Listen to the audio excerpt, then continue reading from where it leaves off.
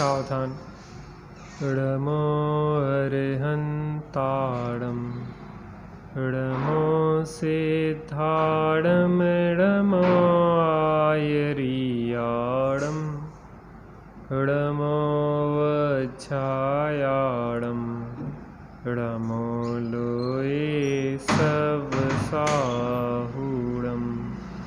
मंगलम भगवान वीरो मंगलम गौतमो गणी मंगलम कुंद कुंदाद्यो जैन धर्मोस्तु मंगलम। सर्वमंगल मांगल्यम सर्वकल्याणकारकम प्रधानम सर्वधर्माणां जैनं जयतु शासनम जैनं जयतु शासनम। नमः श्री वर्धमानाय निर्धूत कलिलात्मने सालोकानां त्रैलोकानां यद्विद्यादर्पणायते। आत्मज्ञान ही ज्ञान है शेष सभी अज्ञान। आत्म शांति का मूल है वीतराग विज्ञान। भावना भवनाशिनी और भावना भववर्धनी। भावना ही भव का नाश करती है और भावना ही भव की वृद्धि करती है। इसलिए अच्छी भावनाएं भाना चाहिए जो कि भव का नाश करती हैं। बुरी भावनाएं नहीं भाना चाहिए जो कि भव का वर्धन करती है। यद्यपि भावनाएं तो भावनाएं हैं, भावनाओं से कुछ होता नहीं है। क्या? यद्यपि भावनाएं तो भावनाएं हैं, भावनाओं से कुछ होता नहीं है। लेकिन भावनाएं हुए बिना भी नहीं रहती।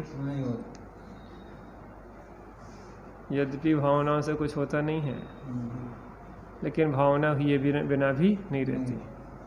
अच्छी भावनाएं होती हैं या बुरी भावनाएं होती हैं।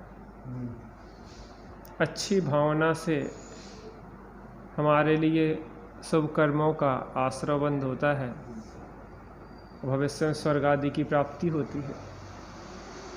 बुरी भावनाओं से पाप कर्म का आश्रय बंद होता है और नरक आदि की प्राप्ति होती है।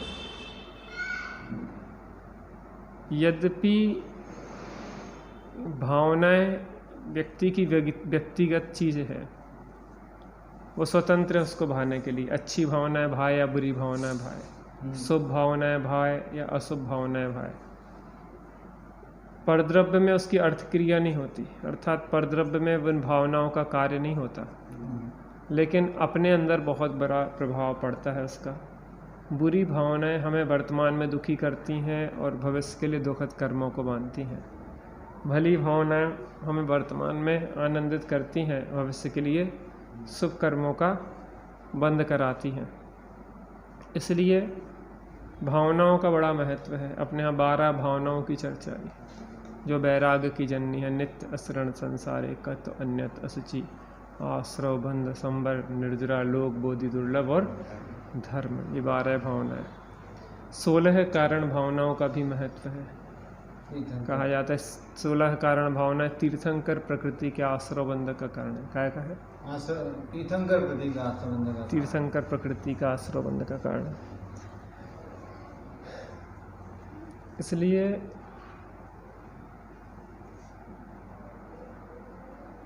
अच्छी भावनाएं क्यों ना हो। एक दृष्टांत सुना था कि एक व्यक्ति के यहाँ कोई मजदूरी करने गया। मजदूरी करने गया तो वहाँ पे क्या हुआ, दोपहर का समय हुआ लंच का, तो उसने अपनी पोटली खोली, पोटली खोल के रोटी निकाली और कुछ आश्चर्यजनक बात कर रहा था कि रोटी का एक तोड़ता था और रोटी पे रगड़ता था और खा लेता था। वहाँ पे जिसके यहाँ वो मज़दूरी करने गया वो भी व्यक्ति भी देख रहा था और उस मज़दूर से उसने पूछा कि भाई इस रोटी के ऊपर कुछ रखा तो है नहीं है जिसे तुम लगाते हो, फिर भी तुम एक अभिनय कर रहे हो उस पर रोटी के कोर को रगड़ने का, जैसे कुछ उस पर लगा हो। मैंने कहा सेठ जी क्या हुआ कि आज मैं गलती से चटनी लाना भूल गया, तो मैं एक कल्पना कर रहा हूँ कि ये चटनी रखी हुई है और मैं क्या कर रहा हूँ, इस चटनी को इस पर लगा रहा हूँ। तो सेठ जी को हंसी आ गई। सेठ जी ने कहा कि देखो भाई मित्र, नाटक ही करना है, चटनी भी नहीं रखी यहाँ पे। जब कल्पना ही करना है, अगर भावना ही करना है तो अच्छी चीज़ों की क्यों नहीं करते। रसमलाई, अच्छी सब्जी, पनीर की, जो भी अच्छी से अच्छी कहलाती हो, रसगुल्ले या जो भी अच्छा आपको कहलाता हो उत्कृष्ट, उसकी कल्पना करो। जब कल्पना का ही खाना है, अच्छा क्यों नहीं खाते, चटनी क्यों खाते। ऐसे ही भावना है। यदि भावना से दूसरे का कुछ नहीं होता है, फिर भी भावना है तो अच्छी क्यों नहीं भाते, बुरी क्यों भाते। भावना है तो बुरी भावनाएं क्यों भाते हो, अच्छी भावनाएं क्यों नहीं भाते हो। ऐसे ही यहाँ पे कहानी अपन चल रही थी मृगसेन मछुआरे की। किसकी चल रही थी? मृगसेन मछुआरे। एक समय वह था जब मछलियों को मार मार के खाता था और उसमें आनंद मानता था। देखो हिंसानंद ही रौद्र ध्यान होता है, हिंसा होती है और आनंद भी मान रहे हैं। और एक समय वह आया कि जब मुनिराज के संबोधन से उसने मछली खाने का, अर्थात मछली पकड़ता था तो मछली एक नियम लिया कि मैं पहली मछली को छोड़ दूंगा। पहली मछली। क्या नियम लिया? पहली मछली को छोड़ दूंगा। और वो मछली पकड़ने गया और मछली पकड़ने वहाँ पे गया तो एक बड़ी मछली उसके जाल में फंस गई। उसने क्या किया, उसकी पूंछ पे एक धागा बांध दिया और छोड़ दिया कि मैंने नियम लिया है मुनिराज से, पहली मछली को क्या करूँगा, छोड़ दूंगा। उसने वैसा किया और छोड़ दिया। फिर जाल डाला, फिर क्या हुआ, वही मछली। फिर जाल डाला, फिर वही मछली। दूसरे तट पे जाके जाल डाला, वही मछली। 5 बार ऐसा हुआ। 5 बार जाल डाला और 5 ही बार वही मछली फंसती थी। आप सोचो, जो परीक्षा देता है उसकी परीक्षा में बैठता है तो परीक्षा ली भी जाती है। परीक्षा हुई और परीक्षा में वह उत्तीर्ण हुआ, शाम हुआ। पक्षी जब अपनी नीड़ में वापस होने लगे, घोंसलों में वापस होने लगे, वो भी साथ में आगे जाल कंधे पे टांग के। पत्नी ने उसको देखा कि जे खाली हाथ चला आ रहा है, तो क्या हुआ, उसकी पत्नी का नाम क्या था, घटा। नाम ही की घटा नहीं थी, वास्तव में उसकी बुद्धि भी घट गई थी। और उस घटा ने क्या किया कि दरवाजे बंद कर लिए कि जी निठल्ला आ गया है, कुछ लेके आया नहीं है, अब इसको हम बाहर ही सोने दो, अपने करनी का फल चखेगा। और वो बाहर पे वहीं पे लेटा।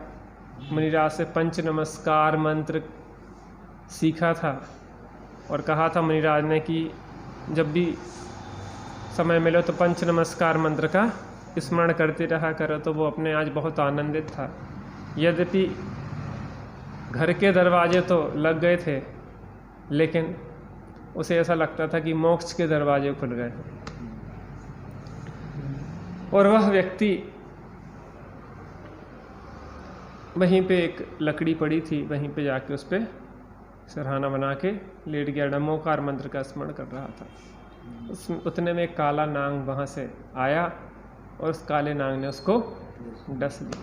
परीक्षाएं होती हैं, समता भाव रखें तो परीक्षाओं में व्यक्ति उत्तीर्ण हो जाता है। और उस समय उसने पंच नमस्कार मंत्र का स्मरण करते हुए अपनी देह छोड़ दी। प्रातः काल हुआ, घटा ने फाटक खोले और देखा कि मेरा पति तो मरण को प्राप्त हो गया है, लेकिन उसको पति के प्रति मोह भी था। तो उसने एक संकल्प किया कि मेरा पति जहाँ गया है मैं भी उसकी पुनः स्त्री हूँ। ऐसा उसने निदान किया, और निदान करने के बाद अब आगे इन दोनों कुछ समय बाद घटा का भी मरण हुआ। अब दोनों का कहाँ जन्म होता है, वह मृगसेन ढीवर, मृगसेन मछुआरा, वहाँ कहाँ पे अब जन्म लेता है, इसके आगे की कथा अपन यहाँ पे देखते हैं। मृगसेन मछुआरे के जीव ने तो मरण को प्राप्त कर विशाल नगरी के सेठ गुणपाल की पत्नी धनश्री के गर्भ से पुत्र रूप में जन्म लिया। आप देखो, जीवन भर पाप किया, जीवन भर मछलियां पकड़ता रहा, लेकिन कहते हैं अंत भला सो सब भला। अंत में महामुनिराज से नियम लिया, पंच नमस्कार मंत्र सीखा, पंच परमेष्टि के स्मरण पूर्वक देह छोड़ी। इतने से समय के प्रशस्त परिणामों से आप विचार करो कि उसको कहाँ पहुँच गया, विशाल नगरी के सेठ गुणपाल, सेठ गुणपाल के यहाँ पहुँच गया। मछुआरा कहाँ, एक एक चीज के लिए तरसता, भूखा प्यासा था उस दिन जिस दिन मरण को प्राप्त हुआ। लेकिन एक आह्लाद था कि आज महामुनिराज के दर्शन हुए और जीवन में एक प्रतिज्ञा तो ली मैंने, इसका आनंद था। पंच नमस्कार मंत्र का स्मरण था, पंच परमेष्टि थे। कोई सहारा है नहीं यह सोच मत लाना, चतारी शरणम पाठ पढ़ निज की शरण आना। कोई सहारा कैसे नहीं है, चार चार सहारे हैं। चत्तारी शरणम पवजामी, अर्हंते शरणम पवजामी, सिद्धे शरणम पवजामी, शाहु शरणम पवजामी, केवली पुण्यतम धम्मम शरणम पवजामी। और क्या हुआ, ऐसे प्रशस्त भावों से मरण करके वो कहाँ पहुँच गया, विशाल नगरी के सेठ गुणपाल की पत्नी धनश्री के घर में पुत्र के रूप में उत्पन्न हुआ। अब दूसरी वो कौन थी पत्नी उसकी, घटा। घटा ने भी निदान किया था, तो क्या किया, उसकी पत्नी घटा के जीव ने उसी नगर के एक अन्य वणिक श्रीदत्त की पत्नी के गर्भ से पुत्री के रूप में जन्म लिया। देखो, घटा कैसी भी रही हो, लेकिन पति के प्रति प्रीति थी। क्षणिक आवेश व्यक्ति को आ जाता है, लेकिन उसको लंबायमान नहीं करना चाहिए। घर परिवार में भी थोड़ी बहुत कुछ चेंचे हो जाती है, लेकिन बातों को थोड़ा सा व्यक्ति के टाल देना चाहिए, इग्नोर करो, ध्यान नहीं दो, ठीक है। कई कारण से व्यक्ति को गुस्सा आती है, स्वास्थ्य सही नहीं हो तो भी गुस्सा आ जाती है, कोई चिंता में लगा हो तो भी गुस्सा आ जाती है। अब वो कोई काम में लगा है और आप बीच में टोका टाकी कर रहे तो भी गुस्सा आ जाती है। यद्यपि गुस्सा नहीं आना चाहिए, लेकिन वो दूसरे के लिए फॉर्मूला नहीं लगाना चाहिए कि गुस्सा नहीं आना चाहिए। वो अपने लिए लगाओ कि कोई भी परिस्थिति हम गुस्सा नहीं करेंगे, लेकिन सामने वाला तत्वज्ञानी नहीं है तो बाहर की चीज़ें उसको प्रभावित कर देती। तो कभी शरीर की तकलीफ हो बहुत ज़्यादा और आप अच्छी बात भी कहो तो भी व्यक्ति को क्या होता है, चिड़चिड़ी उत्पन्न करती है।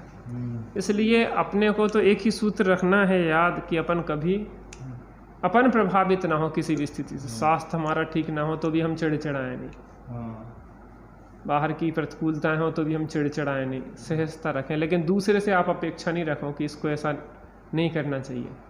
उसकी परिस्थिति वो जाने, उसकी क्या परिस्थिति है, अपन किसी के बारे में क्या बता सकते हैं। तो घटा क्षणिक उसको आवेश भले आया, लेकिन अंदर में पति के प्रति प्रीति थी और उसको प्रायश्चित मैंने अंदर में खेद भी हुआ। जब उसने देखा कि पति मरण को प्राप्त हो गए हैं मेरी जिद के कारण, तो उसको अंदर से बहुत पश्चाताप हुआ, खेद हुआ। उस खेद में क्या हुआ, जो उसने जो विकृत परिणाम किए थे वो बह गए। कहते आंसुओं के साथ क्या होता है, व्यक्ति की विकृति भी बह जाती है। तो उसके जो विकृत परिणाम हुए थे क्षणिक, वो भी क्या हुए, विकृति भी उसकी दूर हुई। और उसने एक संकल्प किया कि मेरा पति जहाँ उत्पन्न हुआ हो, मैं भी उसकी आगे जाके मैं पत्नी बनी उसकी। और उस निदान से क्या हुआ कि उस घटा के जीव ने श्री दत्त की पत्नी के गर्भ से पुत्री के रूप में जन्म लिया। अब हम सेठ गुणपाल के घर चलते हैं और देखते हैं कि उनका जीवन कैसा चल रहा है। हम उस विशाल नगरी का राजा कैसा है, उसके राज में प्रजा कैसी रहती है, वहाँ गुणपाल सेठ के बारे में समझेंगे। वहाँ उस नगरी के विशाल नगर जो है उस नगरी के बारे में समझेंगे। उसके जो सेठ हैं गुणपाल, उनके बारे में समझेंगे। वहाँ के राजा हैं उनके बारे में समझेंगे।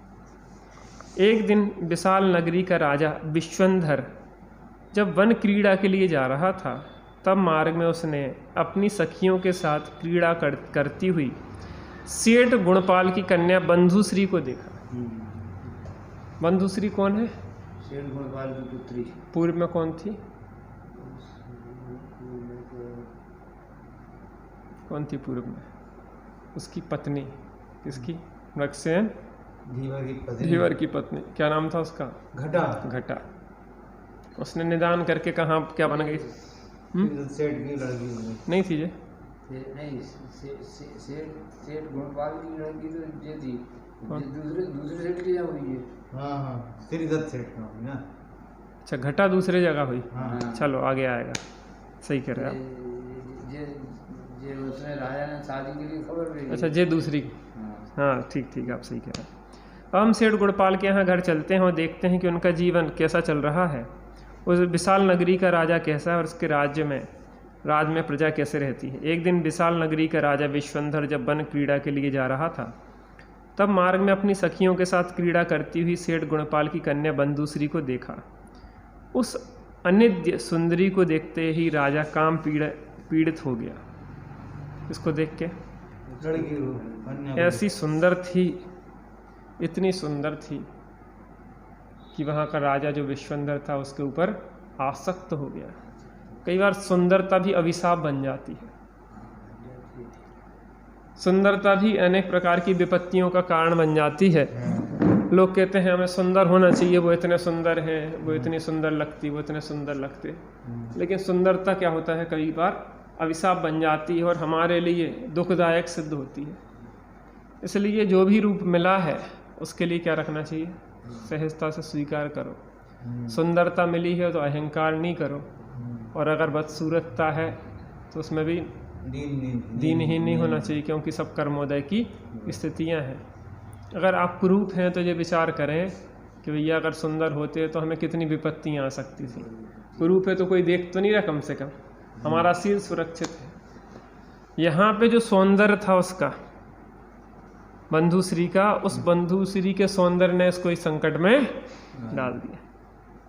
वह विचारने लगा, इस देवांगना के समान सुंदरी के अभाव में मेरा जीवन निरर्थक है। कौन? राजा का नाम क्या था? विश्वंधर। तो अब वो काम वासनाओं से पीड़ित हो गया। ये काम महा दुखदाई है। इस काम के चक्कर में जो फंसा है वो नष्ट हुआ है। इसलिए अपनी वासनाओं को क्या करना चाहिए? सीमित रखना चाहिए। अतः उसने राजभवन जाकर एक दूत को बुलाया और उससे कहा कि तू गुणपाल सेठ के घर जा और कह कि राजा आपकी कन्या बंधुश्री के साथ विवाह करना चाहते हैं। बंधुश्री सेठ गुणपाल के यहाँ क्या खबर भेजी कि राजा जो विश्वंधर है वो आपकी कन्या बंधुश्री से विवाह करना चाह रहे हैं। अतः राजा ने शीघ्र शुभ मुहूर्त में विवाह की तैयारी करने का फरमान भेजा है। उनसे पूछा नहीं है, आदेश दिया है। फरमान माने होता है आदेश भेजा है कि शीघ्र ही शुभ मुहूर्त में आप हमारी साथ आप अपनी कन्या का विवाह कर दें। एक होता है निवेदन और एक होता है आदेश। कैसी भाषा बोलना चाहिए अपन को? आदेशात्मक की निवेदनात्मक? राजाओं की भाग तो आदेशात्मक जरूरी नहीं है। अगर कोई ज्ञानी सम्यक दृष्टि राजा हो तो निवेदन भी कर सकता, क्या दिक्कत है? अरे आदेश देना उसकी स्वतंत्रता के लिए बाधा है। निवेदन उसके लिए किया आपने, अगर वो दे दे तो ठीक, नहीं दे तो ठीक, उसकी स्वतंत्रता है, लेकिन इसमें तो उसकी स्वतंत्रता बाधित है। लड़की को लेकर चले जाएंगे। दूत गुणपाल सेठ के घर जाकर कहता है कि मैं आपको प्रसन्नता के समाचार देने आया हूँ। महाराज विश्वंधर आपकी पुत्री के साथ विवाह करना चाहते हैं। दूत पहुंचा बड़ी प्रसन्नता से, सोच सोच की बात है, उसको लग रहा है कि जो सहजता में स्वीकार कर लेंगे। क्या कहा? जो सहजता में स्वीकार कर लेंगे और इनका सौभाग्य जग गया है। लेकिन यहाँ पे सेठ गुणपाल को क्या लग रहा है? दुर्भाग्य जग गया। आपका भाग्य जागा है, महाराज जैसा दामाद मिलना तुम्हारे लिए सौभाग्य की बात है। सौभाग्य की बात है कि दुर्भाग्य की बात है? जिसकी दृष्टि अच्छी है। आजकल की कन्याएं हैं जिन्हें कुछ दिखाई नहीं देता, साथ धर्मी है कि विधर्मी है कि कौन क्या है, कैसे संस्कार है, उन्हें तो पैसा दिखाई देता है तो वे विचार ही नहीं कर पाती। लेकिन एक समय वह था सेठ गुणपाल उनकी पुत्री बंधुश्री का कि सब कुछ छोड़ दिया लेकिन अपने शील को, अपने जैन धर्म को नहीं छोड़ा। आपका भाग्य जागा है, महाराज जैसा दामाद मिलना यह तुम्हारे लिए सौभाग्य की बात है। आप महाभाग्यशाली हो। आपकी कन्या के सौभाग्य की तो क्या प्रशंसा करूं, बंधुश्री तो अब राजा की पटरानी बनेगी। क्या बनेगी? राजा की पटरानी बनेगी। बनेगी कि नहीं बनेगी? हैं? नहीं बनेगी। लेकिन वो जो सूचना देने आया है वो इस तरह से बता रहा है कि जैसे बिल्कुल जी राजा की बात मान ही लेंगे। राजा हो चाहे कोई, सही बात सबकी मानना चाहिए और गलत बात किसी की भी नहीं मानना चाहिए।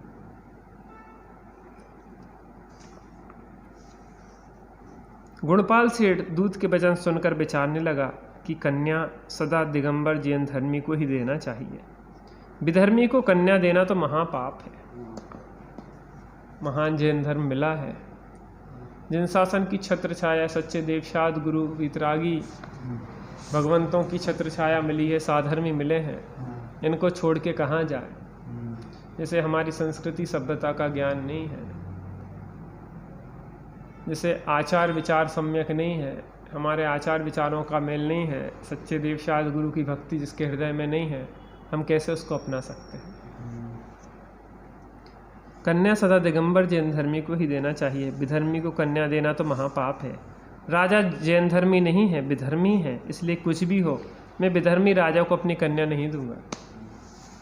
कुछ भी हो, एक वो जमाना था कि कुछ भी हो मैं विधर्मी को अपनी कन्या नहीं दूंगा। और आज की कल की कन्याएं तो विधर्मियों के साथ भागने के लिए तैयार है, माता पिता को भी हैं और ये रिसेप्शन देते हैं और उनका पोषण करते हैं बातों का।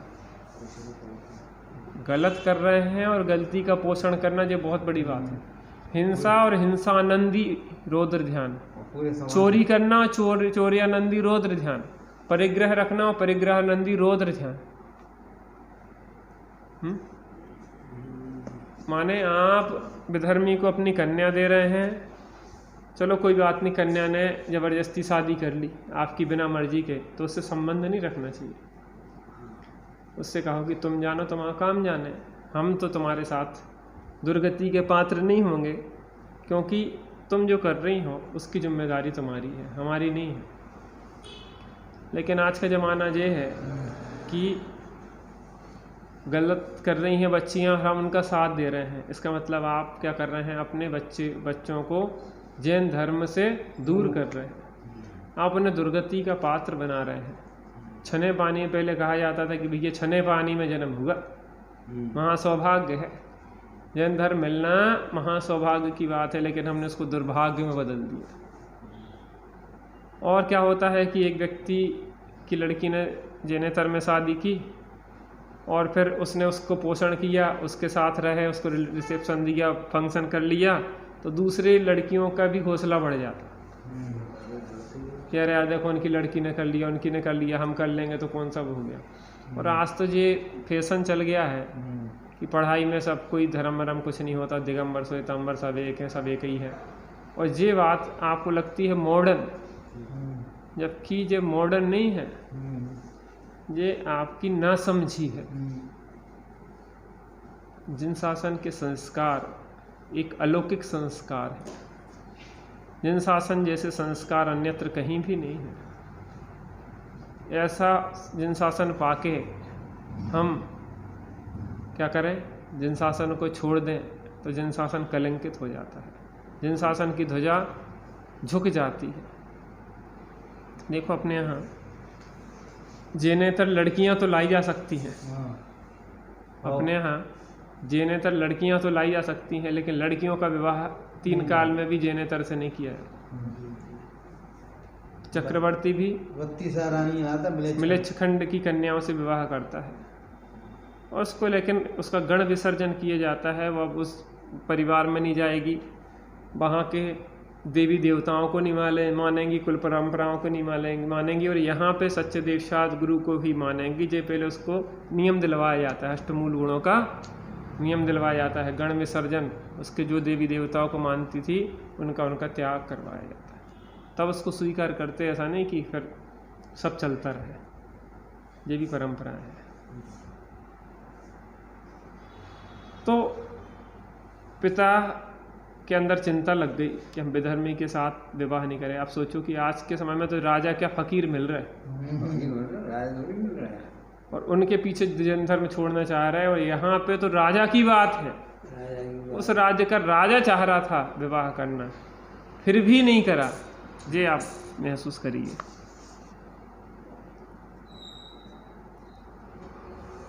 गुणपाल सेठ दूत के वचन सुनकर विचार करने लगा। कन्या सदा दिगंबर जैन धर्मी को ही देना चाहिए। विधर्मी को कन्या देना तो महापाप है। राजा जैन धर्मी नहीं है, विधर्मी है, इसलिए कुछ भी हो मैं विधर्मी राजा को अपनी कन्या नहीं दूंगा। सांसारिक सुख के लिए धर्म को नहीं बेचा जा सकता। बहुत महत्वपूर्ण पंक्ति है, सांसारिक सुखों के लिए धर्म को नहीं बेचा जा सकता। धर्म मित्र साथ नहीं त्यागता, पाप रूपी अगन को बेचम बचाता, धर्मी सत्यधर्म जीव को संभालता, भक्ति धर्म जो करे अनंत सुख पाता। तो क्या कह रहे हैं? गुणपाल सेठ दूत के वचन, सांसारिक सुख के लिए धर्म नहीं बेचा जा सकता। धर्म ही संसार से उद्धार करने वाला है। धर्म की रक्षा करता है, धर्म उसकी रक्षा करता है। यह जैन शासन, यह वीतरागी धर्म संसार से उद्धार करने वाला है। धर्म ही जीव का साथी है। धर्म ही कैसा है? जीव का साथी है। वो कहते ना कि एक व्यक्ति के मित्र थे। कौन थे? मित्र थे। तो सबसे अंतिम मित्र जो कि उसको सबसे अंत तक साथ देता है, वो कौन था? धर्म।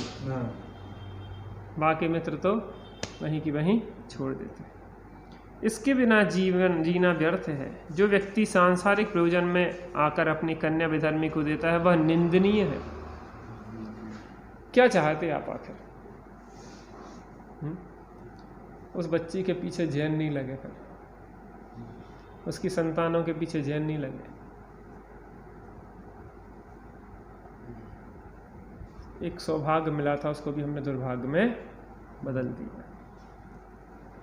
आज तक बंधु श्री ने वीतरागी देव की सेवा, पूजा, उपासना, भक्ति आदि ही की है। अब वह विधर्मी के यहाँ जाने से किस प्रकार अपने धर्म की रक्षा कर सकेगी? कौन विचार करता है कि कहाँ है जो सच्चे देवशाद गुरु मिलेंगे? आज तक वीतरागी देवशाद गुरु के अलावा अन्यत्र कहीं को नहीं गई, किसी को देखा नहीं प्रभु रूप में। ऐसे तो देखा, लेकिन सामान्य मनुष्य के रूप में देखा, उन्हें प्रभु रूप में नहीं देखा। हम भी राम को तभी तक पूछते हैं जो वीतरागी है। लेकिन सरागी दशा में भी राम पूज्य नहीं है, भले वह आदर्श है लौकिक दृष्टि से।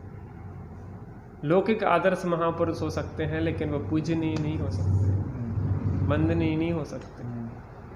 राम भी जब बीतरागी निर्गंथ दशा धारण करते हैं या समस्त कर्मों का क्षय करते हैं या घातीय कर्मों का क्षय करते हैं, भगवत दशा को प्राप्त करते हैं, तभी हम उनके लिए मस्तक झुकाते हैं। अब विधर्मी के यहाँ जाने से किस प्रकार अपने धर्म की रक्षा कर सकेगी? क्या क्षणिक भोगों के लिए धर्म नष्ट किया जा सकता है? क्षणिक भोगों के लिए धर्म छोड़ा जा सकता है क्या? प्राण तन तज देते किंतु न तजते अपनी धर्म पवित्रता। धर्म नहीं छोड़ते। कौन? जिन्हें जिन शासन की सच्चे देव सद्गुरु की महिमा है, कितने ही संकट आ जाए, लेकिन जिन धर्म हमने समझा मरम, इसकी रक्षा में प्राण भी तज देंगे हम। नाम से हम रहें या भुला दें सभी, नाम इसका मर कर जाएंगे हम। एक से एक ज्ञानी हुए धर्म में, अपना जीवन ही जिनने समर्पित किया। धर्म खातिर दिए प्राण परवान की, जैन शासन ध्वजा को न गिरने दिया। क्या किया? धर्म खातिर प्राण तो दिए, लेकिन जैन शासन की ध्वजा को गिरने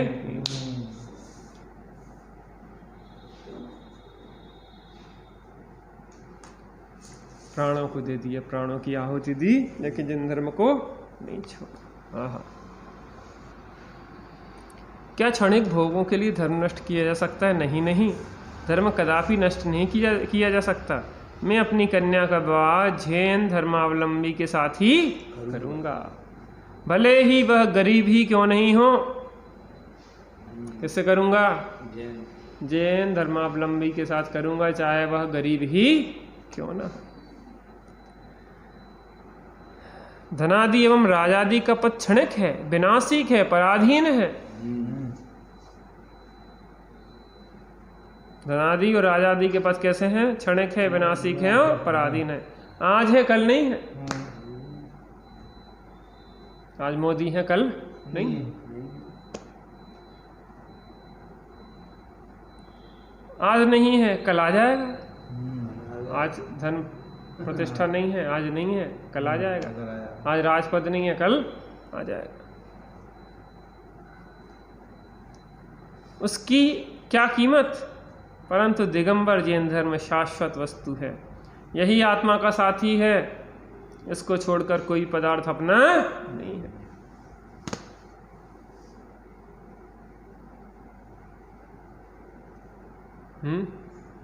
कोई अपना है? कोई किसी का नहीं है, झूठे नाते हैं, नातों का क्या। कसमें वादे प्यार वफा सब बातें हैं, बातों का सब झूठी बातें हैं। इन बातों का कोई महत्व नहीं है। आहा। यही आत्मा का साथी, इसको छोड़कर कोई भी अपना नहीं है।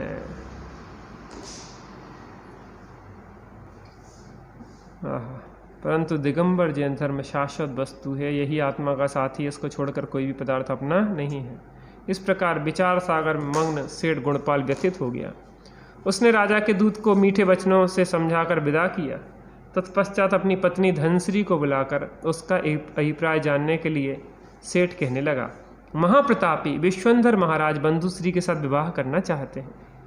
यह अपने लिए कितने गौरव की बात है। बंधुश्री पटरानी बनेगी, राज दरबार में अपना मान अधिक होगा, अतः हमें शीघ्र ही बंधुश्री के विवाह की तैयारी करना चाहिए। क्या बोल रहा है? शीघ्र विवाह की तैयारी क्यों बोल रहा है? पत्नी का मन लेने के लिए। मन लेना चाहता कि पत्नी के क्या विचार है। जब धनश्री कहने लगी, हे स्वामी, आज आपको यह क्या हो गया है? आप अपने मुख से कैसी विचित्र बातें कर रहे हैं। राजा विश्वंधर विधर्मी है, मिथ्या दृष्टि है, उसके साथ मेरी पुत्री का विवाह कभी नहीं हो सकता। सूर्य पूरब की जगह पश्चिम से निकल सकता है, लेकिन एक जिन धर्म को मानने वाले माता पिता अपनी कन्या का विवाह विधर्मी के साथ नहीं कर सकते हैं। हाँ।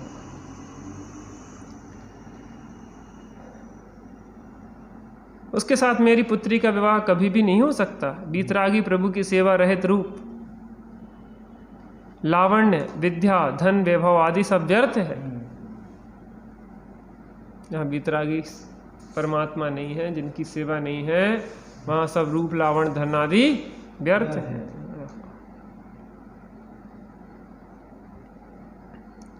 मदोन्मत्त हाथी के पैर के नीचे कुचलकर मार देना भले ठीक हो, परंतु विधर्मी के साथ कन्या का विवाह करना ठीक नहीं है।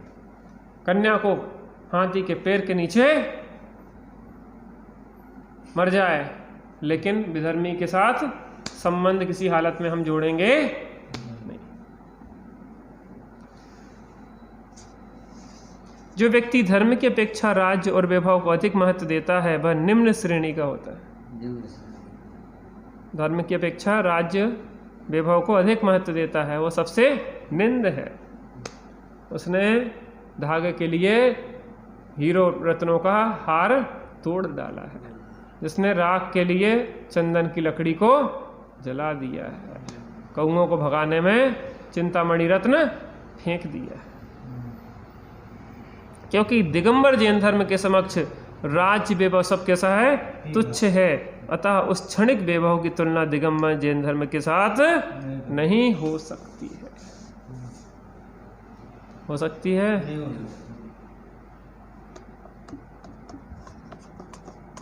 गजब बात है, विचारणीय बात है।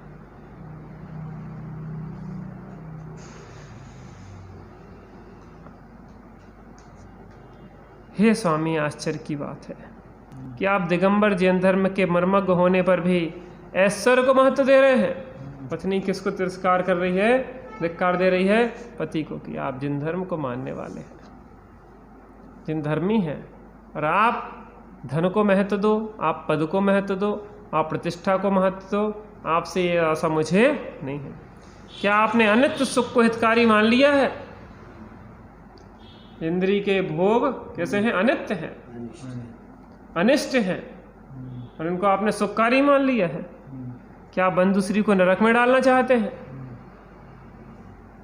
तेरे सप्त व्यसन के यार जो करते प्यार, नरक में डार पकड़ गए रास्ता।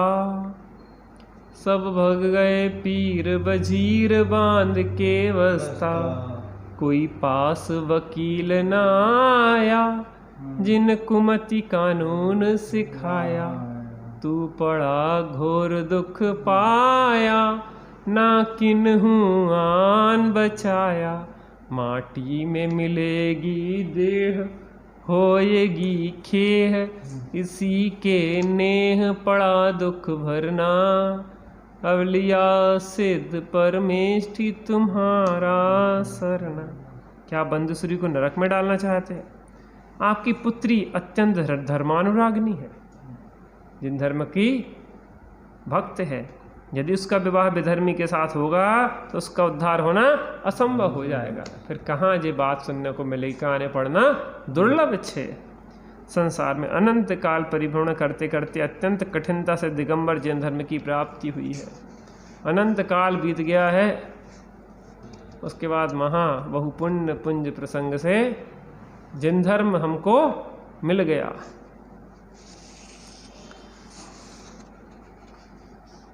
जो व्यक्ति दिगंबर जैन धर्म को पाकर अपना कल्याण नहीं करता, उसके समान मूर्ख कोई भी नहीं हो सकता है। करना कि नहीं करना? नर भव मिला है मैं अपूर्व कार्य करूँगा, पाया जिन शासन अब भव का अभाव करूँगा। हे मेरा निश्चय, हे सम्यक निश्चय। विधर्मी राजा के साथ अपनी कन्या का विवाह करना अर्थात कन्या को सिंह के लिए समर्पित करने के समान है, जैसे तुमने सिंह को भक्षण करने के लिए अपनी कन्या दे दी हो। समझ में नहीं आता कि आप संपत्ति में मुग्ध कैसे हो गए। मुझे आश्चर्य होता है। पत्नी ने कहा कि आप और संपत्ति में मुग्ध हो गए। धन वैभव की प्राप्ति में कुछ भी पुरुषार्थ नहीं करना पड़ता, परंतु धर्म प्राप्त करने के लिए बहुत पुरुषार्थ करना पड़ता है। धन संपत्ति तो पुण्य के उदय से आ जाती है। पूर्वकृत पुण्य का उदय हो तो पागलों के पास भी आ जाती है। पेंशन चली आ रही है, बुद्धि खराब है, नौकरी चलती रहती है, दिमाग खराब में भी चली तो कैसे आती हो? बुद्धि से कि उदय से? लेकिन जिन धर्म पुरुषार्थ से प्राप्त होता है। अनंत भाव में बहुत पुण्य इकट्ठा किया था। मुझे दृढ़ विश्वास है कि संसार में दिगंबर जैन धर्म को वैभव अपने पुण्यानुसार प्राप्त होता है।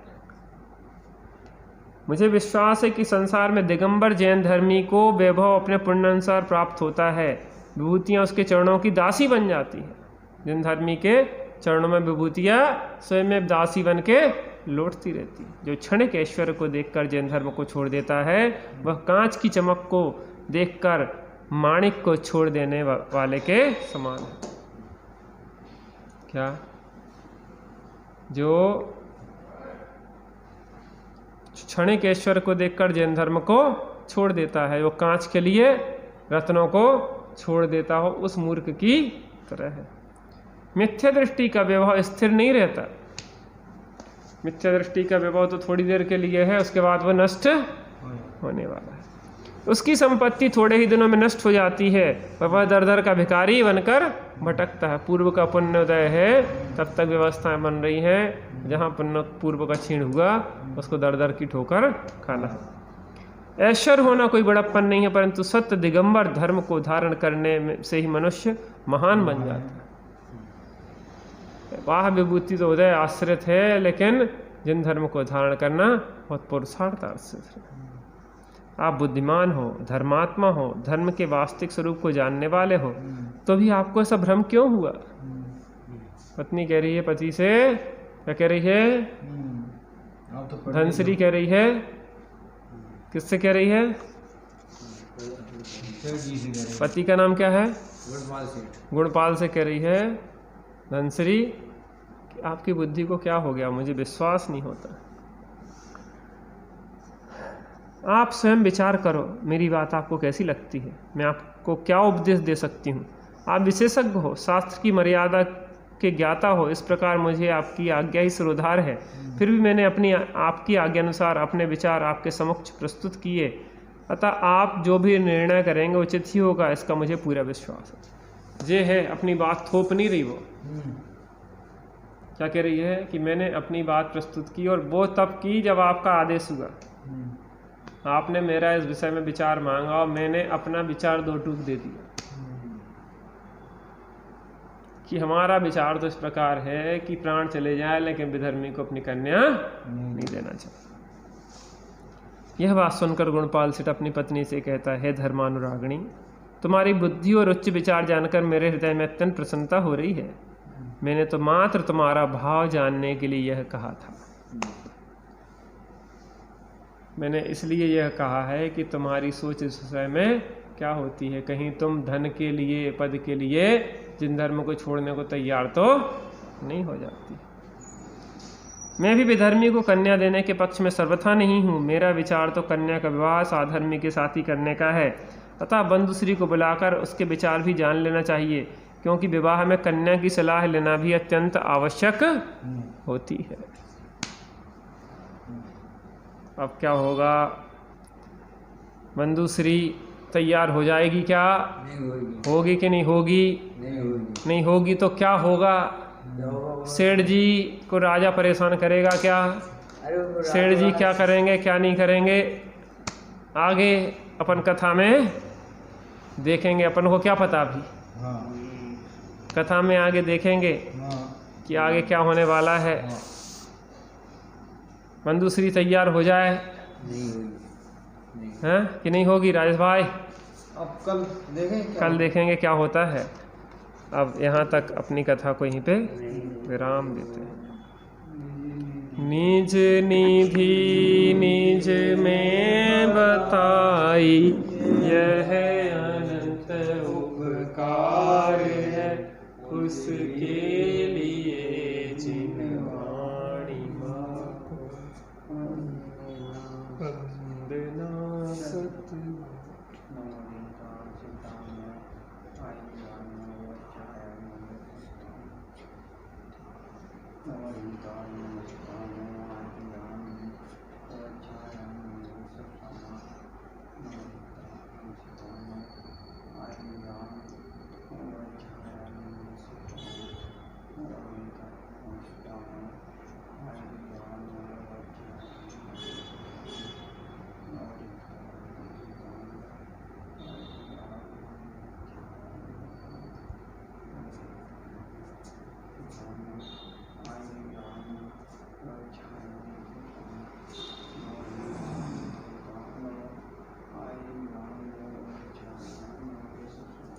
संगीत माता की जय, महाजैन धर्म की जय, पंच परमेष्टि भगवती की जय।